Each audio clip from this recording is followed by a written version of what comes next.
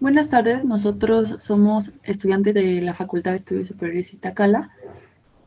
Somos del equipo G del grupo 1605 y les vamos a hablar acerca del tratamiento de las insulinas y orales.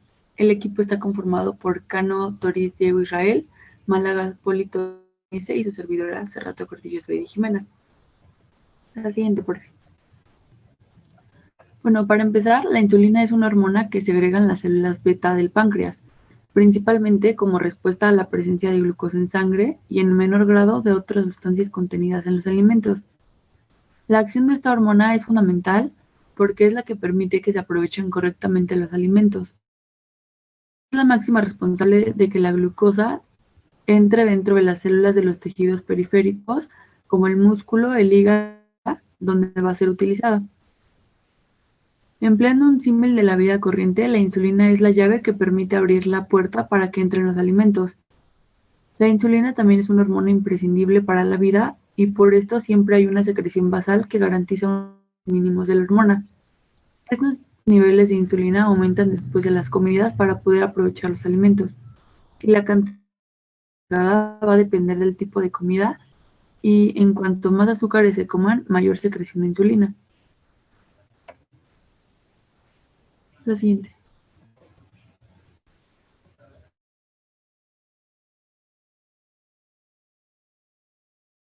Las betas del páncreas provocando una falta absoluta de insulina. Y es por esto que el tratamiento desde el momento del diagnóstico va a ser la administración de insulina. Por otra parte, sabemos que en la diabetes mellitus tipo 2, llamada resistencia a la insulina, a pesar de que la producción sea correcta. Y normalmente a lo largo de su evolución también puede ocurrir que el páncreas sea la siguiente. La siguiente. Bueno, las insulinas disponibles en el mercado suelen clasificarse según la duración de la acción de cada tipo de intermedia y prolongada, lo que se denomina la curva de la insulina, la cual se está representando en esta tabla, en donde aparece el efecto insulínico y el tiempo que dure cada una de estas.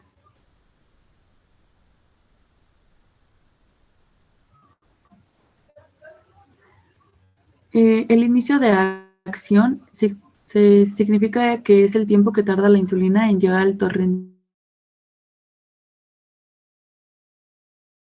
La acción máxima o pico de acción va a ser el momento en el que la insulina va a alcanzar su potencia máxima en lo que respecta a la reducción del nivel de glucosa en la sangre.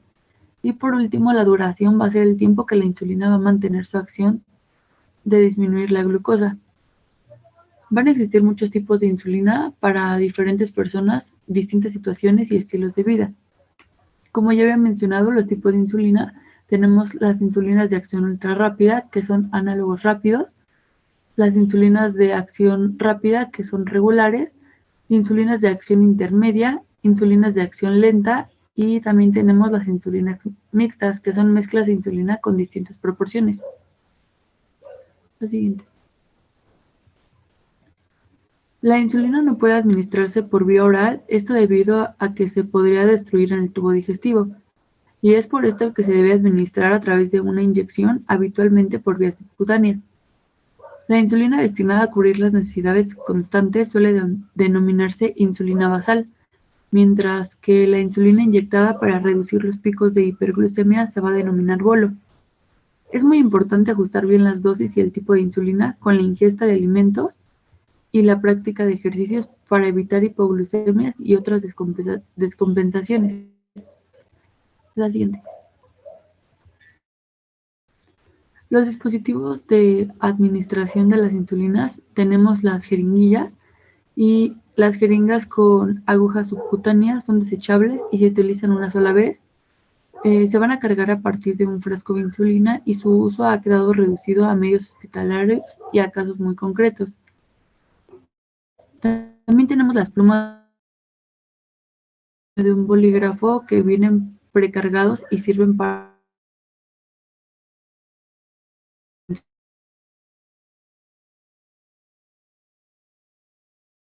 debido a su gran comodidad. Y por último tenemos las bombas de insulina. En casos especiales se puede utilizar estos pequeños aparatos que administran insulina de forma y van a constar de dos partes. Una, el infusor es un microordenador que se programa para administrar insulina de forma continuada las 24 horas del día y bolos según el tipo de comida que acabas de ingerir. Y también está conformado por el catéter de conexión, que es un tubo muy fino de plástico que conecta la bomba. Se encuentra una cánula de plástico localizada debajo de la piel, donde se deposita la insulina administrada por la bomba. Este método requiere una instrucción y un aprendizaje muy importantes, por lo que su indicación es para casos muy concretos. La siguiente. Bueno, buenos días. Mi nombre es Diego Cano. Soy alumno del 1605 del Hospital General Zona número 29 y curso el quinto semestre de la carrera en FES Iztacala. Ahora es importante mencionar que el almacenaje de la insulina debe almacenarse siempre en un refrigerador entre una temperatura de 4 a 8 grados centígrados, pero nunca debe congelarse.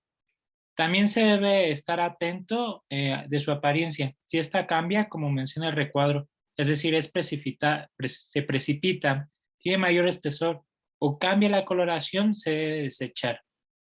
Y bueno, se debe evitar también la luz solar, ya que esto puede dañar la insulina.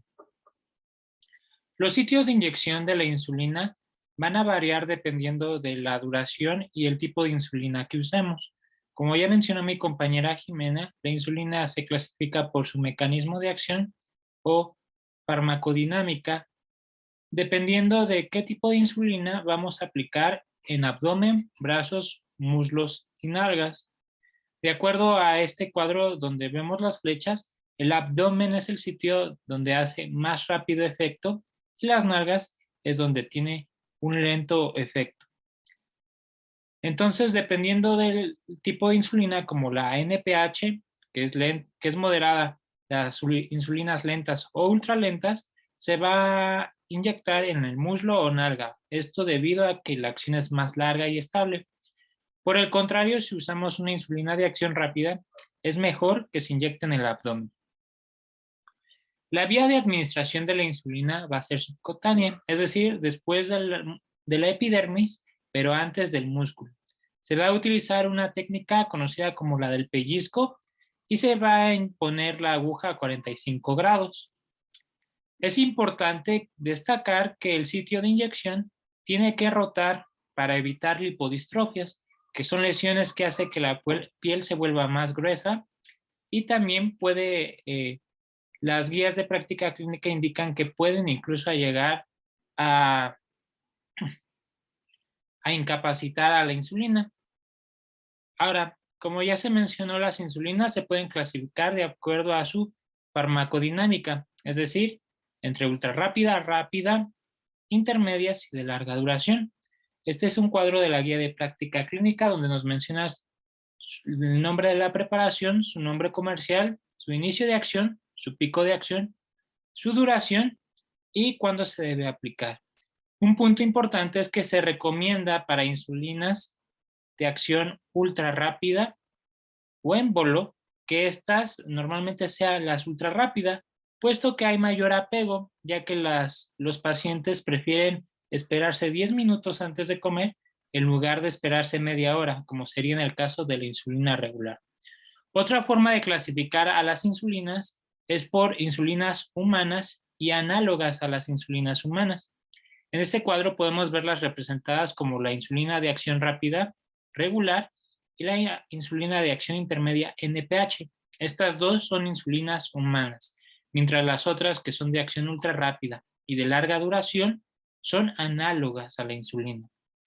Y en este cuadro también falta las insulinas de ultralenta duración, como son la de Gludet, que puede durar incluso hasta más de 42 horas.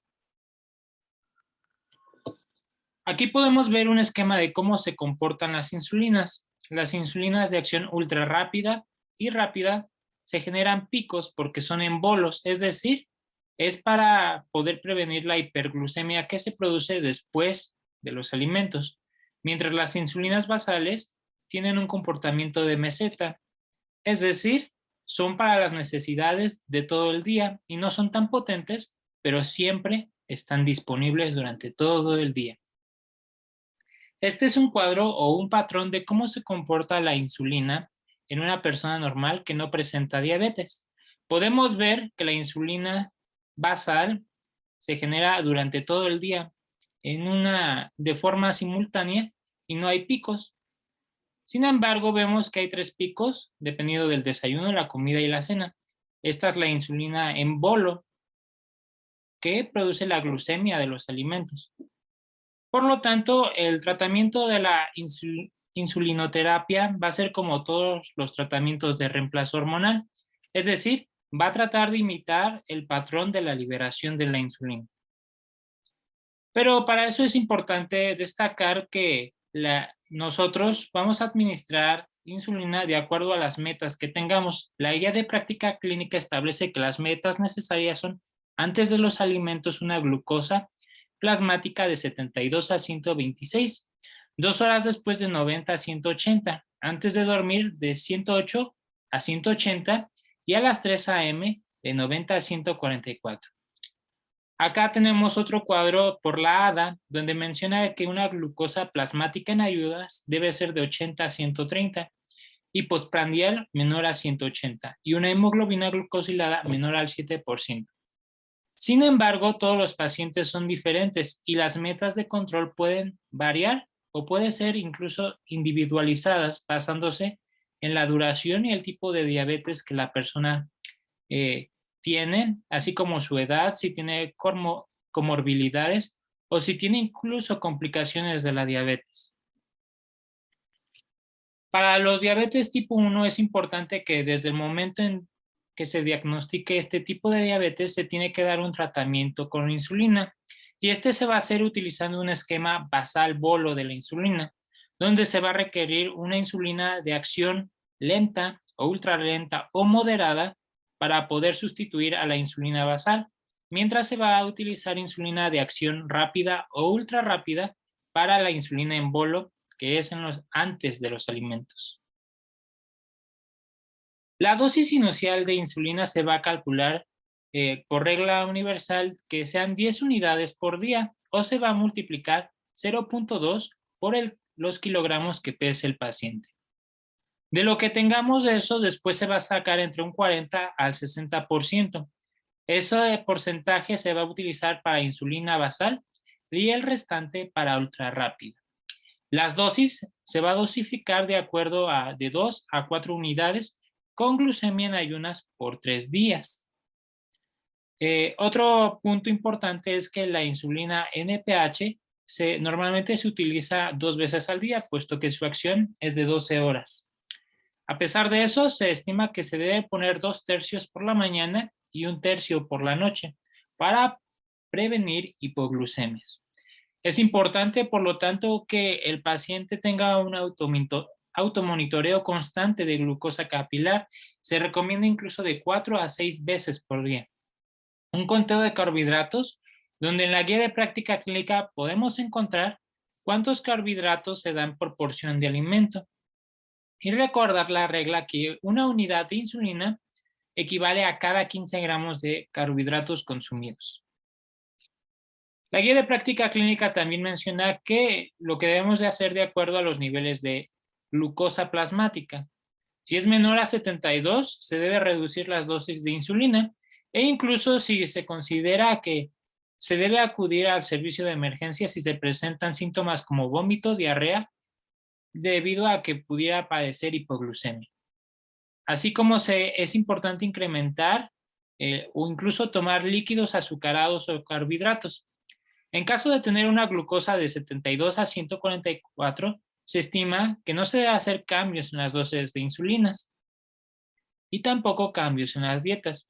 Pero en caso de tener de 142 a 270, se puede incrementar un 10% la dosis de insulina. En caso de ser mayor a 270, se puede incluso aumentar las dosis de insulina de un 10 a un 15 o incluso hasta un 20% y no se debe haber ingesta de carbohidratos.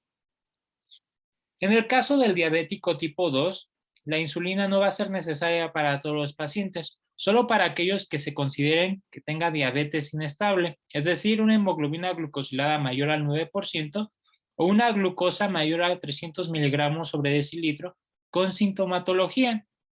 Se va a iniciar con solo un esquema basal, es decir, se va a dar una insulina, generalmente se da la NPH, es decir, una insulina de acción moderada, 10 unidades o multiplicando 0.2 por el peso del paciente.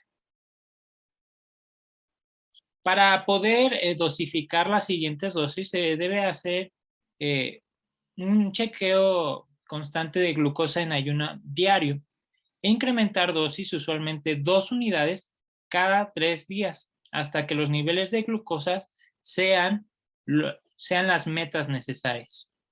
En caso de que se presente hipoglucemia o una glucosa en ayunas menor a 80 miligramos sobre decilitros, se debe reducir la dosis al acostar en 4 unidades o el 10% de la dosis que se utiliza.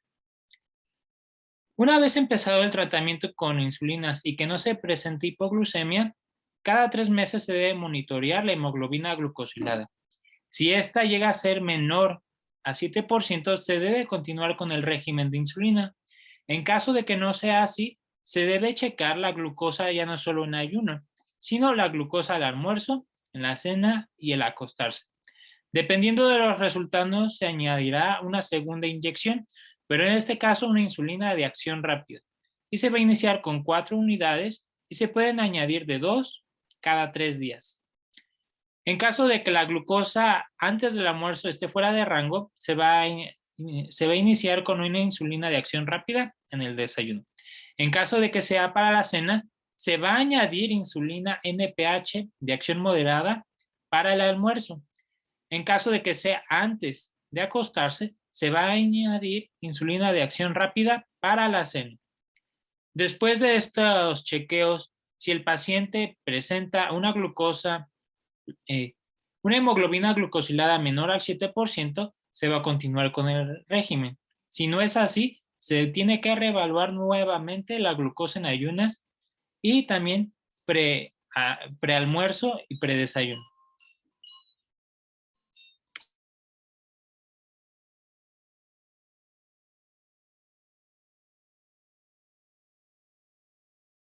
Buenas tardes, mi nombre es Sol Málaga y yo voy a continuar con la exposición de los antidiabéticos orales. A estos los podemos clasificar en 4 grupos. El primero son los sensibilizadores, entre los cuales encontramos a las biguanidas como la metformina y a las tiazolidinedionas o glitazonas, como lo son la pioglitazona y rosiglitazona. En el segundo grupo están los secretagogues. En este encontramos a las sulfanilureas como la glibenclamida, la glipizida y la glimepirida y a las meglitimidas como la repaglinida y naglitimida. En el tercer grupo tenemos a los que actúan sobre las incretinas, como lo son los agonistas del péptido similar al glucagón tipo 1 y los inhibidores de la dipeptidilpeptidasa 4. Y en el último grupo están los que retrasan la absorción de glucosa, como los inhibidores del cotransportador sodio-glucosa 1 y los inhibidores de la alfa-glucosidasa. Ahora, en cuanto al mecanismo de acción, los sensibilizadores aumentan la acción de la insulina en los tejidos periféricos, es decir, que incrementan la sensibilidad a la insulina endógena. Dentro de este grupo encontramos a las biguanidas, las cuales actúan principalmente a nivel hepático, inhibiendo la gluconeogénesis hepática y también disminuyen la absorción intestinal de glucosa. Y también encontramos a las tiazolidinedionas o glitazonas, que estas, como se mencionó, actúan en los tejidos periféricos, disminuyendo la resistencia a la insulina, pero también disminuyen la producción hepática de glucosa y reducen los niveles de ácidos grasos libres. El siguiente grupo es el de los secretabobos.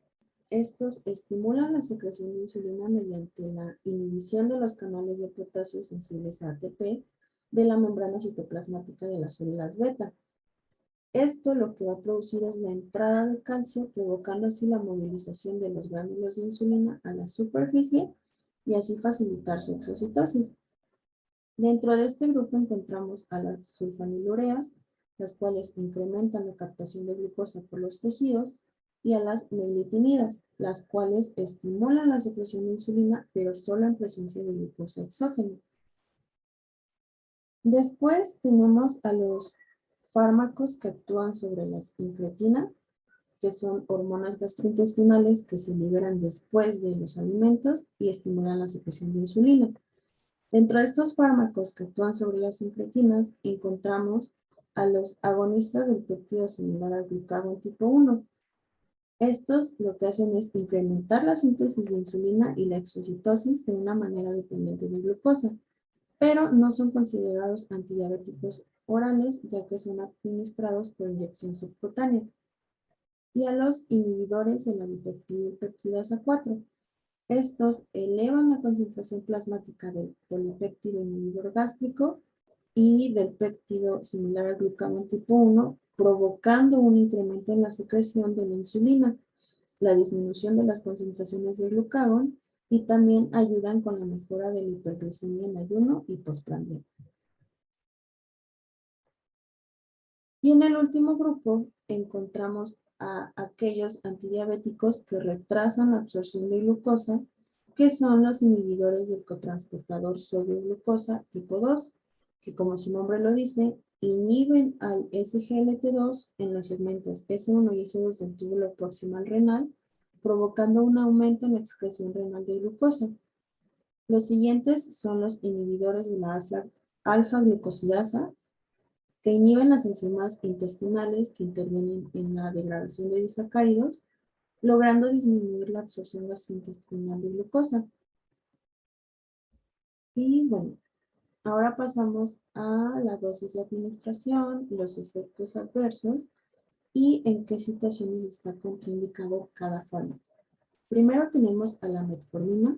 Su dosis es de 850 miligramos cada 12 horas. Se toma con los alimentos. Su dosis máxima es de 2.550 miligramos por día. Su efecto dura 12 horas aproximadamente. Dentro de sus efectos adversos están la intolerancia gastrointestinal, cefalea, alergias cutáneas transitorias y acidosis láctica. Está contraindicado como cualquier fármaco en pacientes con hipersensibilidad a este, en diabetes mellitus tipo 1, cetoacidosis diabética, pacientes con insuficiencia renal, insuficiencia hepática, falla cardíaco-pulmonar. Después tenemos a la pioglitazona. Su dosis es de 15 a 30 miligramos cada 24 horas. Y a la rosiglitazona, que su dosis es de 4 miligramos cada 24 horas. Esta se puede incrementar la dosis a una tableta cada 24 horas y se administra con o sin alimentos. Dentro de los efectos adversos de la pioglitazona están la infección del tracto respiratorio, cefaleas, sinusitis, mialgias. Está contraindicado en pacientes hipersensibles al fármaco, en embarazo, lactancia, insuficiencia hepática y cardíaca. Y la rosiglitazona, dentro de los efectos adversos que tiene, son infecciones del tracto respiratorio superior, elevación del colesterol LDL, cefalea, dorsalgia y fatiga, y está contraindicada en pacientes hipersensibles al fármaco. Después seguimos con la glibenclamida. Su dosis es de 2.5 a 5 miligramos cada 24 horas después de los alimentos. Su efecto dura entre 12 y 24 horas. Dentro de los efectos adversos están la hipoglucemia, urticaria, fatiga, debilidad, cefalea, náuseas, diarrea, y está contraindicado en pacientes con diabetes mellitus tipo 1, con insuficiencia renal, embarazo y lactancia.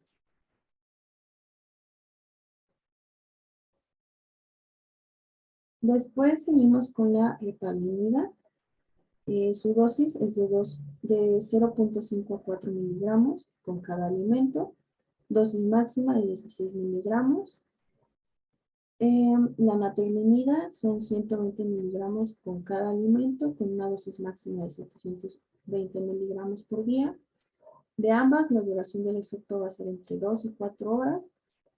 Los efectos adversos de las meglitinidas van a ser hipoglucemia, aumento de peso, reacciones alérgicas y alteraciones gastrointestinales. Y está contraindicado en el embarazo y en la lactancia y en pacientes con insuficiencia hepática o renal.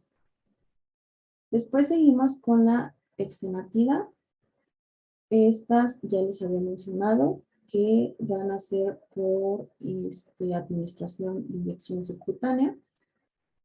La exenatida se inyecta cada 12 horas antes de los alimentos y su dosis es de 5 a 10 microgramos. La liraglutida igual va a ser por inyección subcutánea una vez al día, puede ser en dosis de 0.6, 1.2 o 1.8 miligramos. La duración del efecto de la exenatida es de entre 4 y 6 horas y de la liraglutida de 10 a 14 horas. Dentro de los efectos adversos están la náusea y el vómito y están contraindicados en pacientes con insuficiencia renal. Después tenemos a la sitagliptina. La dosis de administración es de 100 miligramos cada 12 horas. Su efecto dura alrededor de 12 a 16 horas. Dentro de los efectos adversos están la cefalea, diarrea, náuseas e hipoglucemia y está contraindicado en pacientes con hipersensibilidad al fármaco. Después tenemos a los inhibidores del SGLT2, la empagliflozina y la canagliflozina. Su dosis es de 10 miligramos cada 24 horas. Esta se puede tomar en cualquier momento del día independientemente de las comidas. Su efecto dura 24 horas. Dentro de los efectos adversos están las infecciones del tracto urinario y genital, la cetoacidosis, deshidratación e hipoglucemia. Está contraindicado en pacientes con insuficiencia renal crónica o en pacientes con riesgo de hipovolemia. Y por último tenemos a la acarbosa. Su dosis es de 50 a 100 miligramos cada 8 horas al inicio de las 3 comidas principales, una dosis máxima de 600 miligramos por día. La duración de su efecto es de alrededor de 4 horas. Dentro de sus efectos adversos están la flatulencia, borborismo, dolor abdominal, diarrea, síndrome de absorción intestinal deficiente y está contraindicado en pacientes hipersensibles al fármaco, pacientes con cetoacidosis, con síndrome de mala absorción o con colitis ulcerativa. Y bueno, como ya vimos en la clase de diabetes mellitus tipo 2, los pacientes se evalúan clínicamente y si el paciente está estable, pues se refiere a una consulta nutricional y es necesario un cambio intensivo en el estilo de vida y se mantiene la metformina como terapia de inicio, pero se pueden considerar fármacos adicionales o alternativos en circunstancias especiales como en individuos con un riesgo establecido o aumentado de complicaciones cardiovasculares o renales. Y bueno, cuando fracase la metformina como monoterapia, tras 3 meses de tratamiento o la medición de hemoglobina glucosilada se encuentran entre 8 y 8.5%, se inicia una terapia dual, la cual consiste en el uso de metformina con glibenclamida, pioglitazona o sitagliptina. Si al pasar 3 meses el paciente cumple con las metas, el control pues se hará un seguimiento trimestral. Si esto no sucede o se obtuvo una hemoglobina glucosilada inicial entre 8.6 y 8.9%, se iniciará una terapia triple, es decir, metformina más pioglitazona y sitagliptina más glibenclamida y pioglitazona o glibenclamida más sitagliptina, o si el paciente acepta, se puede considerar una terapia con insulina. Y nuevamente, Si el paciente cumple con las metas de control, se podrá realizar un seguimiento trimestral o de caso contrario se tratará con metformina e insulina NPH.